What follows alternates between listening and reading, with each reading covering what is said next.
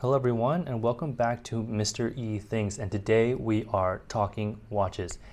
After wearing divers for so long, I thought to myself, do watches always need to be so big and so bulky and heavy? I mean, of course this is a rhetorical question, but anyone who loves watches, especially dive watches, aren't put off by size, but we won't turn down the idea to get a new watch.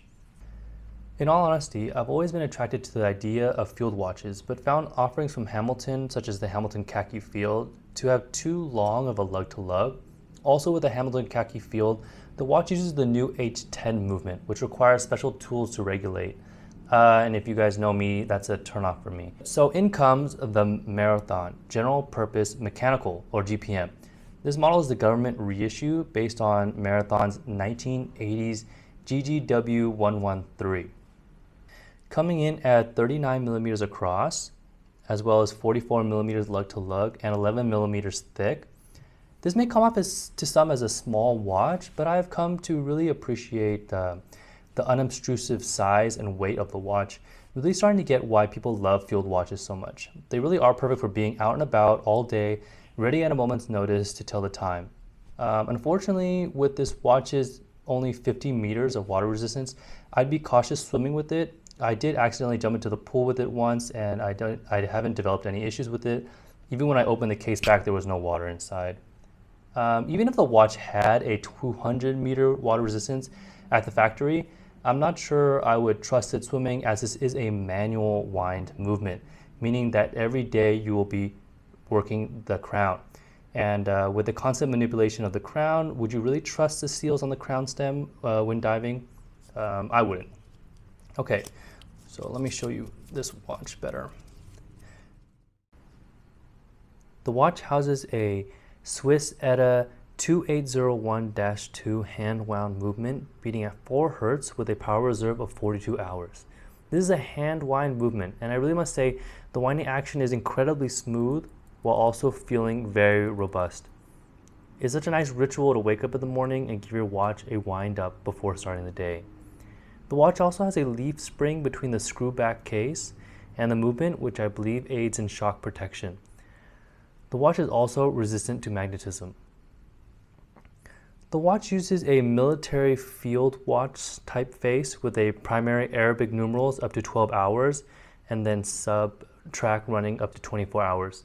Each hour gets its own tritium tube with an orange tube marking the 12 o'clock position. On some of the larger Marathon watches, they use 2 tubes in parallel to mark the 12 o'clock position. I would have preferred this, as some people that are colorblind won't be able to make out the orange marker at the 12. I'll also print on the matte black dial are the Marathon name at 12 o'clock, as well as automatic at 6 and the radiation symbol and H3 at 3 and 9 respectively. The watch is made from a satin finished 316L stainless steel. The watch case features an elegant curve from the flanks up to the sapphire crystal, as well as L-shaped lugs. The satin finish really plays well with the light and the curvature of the case. The lugs do sit a little flat. I would have preferred if they curved a little bit to match the wrist, but with the watch already being pretty small, it's not really an issue. Also, the lugs are relatively short. And now the strap. The watch does feature drilled lugs, which makes it really easy to change straps, but with a 16mm lug width, it can be a little bit difficult finding aftermarket straps. Thankfully, the watch strap that is provided by Marathon is really nice. It's a single pass NATO style strap, but with a nylon keeper instead of the typical metal ones. Some people may feel like this cheapens the strap, but I think it gives it a very low profile. You don't have this bulk of extra material on the top. And the nylon really blends well with the strap. The nylon keeper blends well with the strap, really making it look a lot more simple and elegant. Now I have a typical NATO strap that I can put on the watch to show you the difference.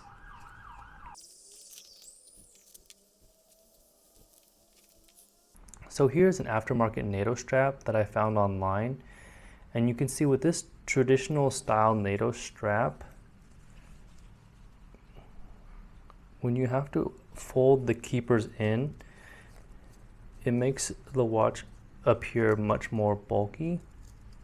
I cut off the leader so it becomes a single pass-through strap, so there's no keeper here. Anyways, you can see when you have to fold over the excess material, it really adds a lot more thickness to the strap, I would say, and especially with the strap already being so thin, it can look a little bit awkward. I'll move back to the stock strap to show you how much more balanced it is.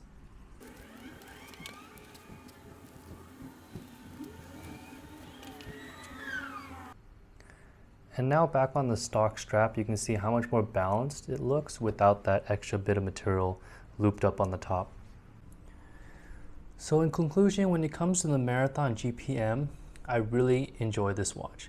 I think it really scratches that itch of having that watch that's really rugged, that you know, isn't another dive watch, but at the same time isn't a quartz beater watch. It's just right in the middle. It's something that you can wear and really enjoy having it on your wrist. Enjoy the mechanical feel of it, but at the same time, it's so lightweight, you know, it doesn't weigh you down. It doesn't, you know, bulk up on your wrist or anything. And it's really easy to change the mood of the watch just by changing the strap colors.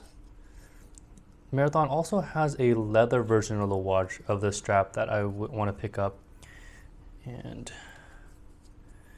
I believe they have it in tan, green, and black. I'm not sure which color I'm going to go for, but you know, look at that. A little jungle watch. Yeah. So if you're looking for a watch that you know, want to complement your dive watch collection, unfortunately this watch doesn't have that you know, water resistance that we divers like, but you know, for day-to-day on the land stuff, I can't recommend this more. All right, thank you guys for tuning in. I'll see you again next time. Bye.